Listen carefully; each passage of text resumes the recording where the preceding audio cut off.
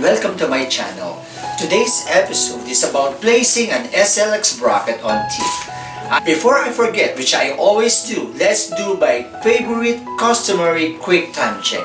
It's already 12:55 p.m. Let's proceed now to the video.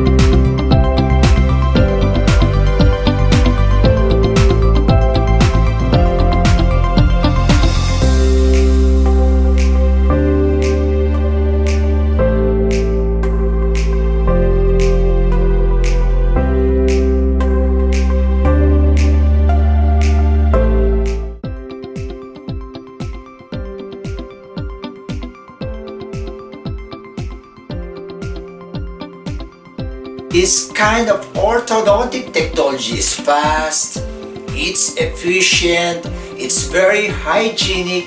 You don't need to go to the dental clinic if one of the colorful rubbers which are used to hold the arch wire in the bracket slot gets lost.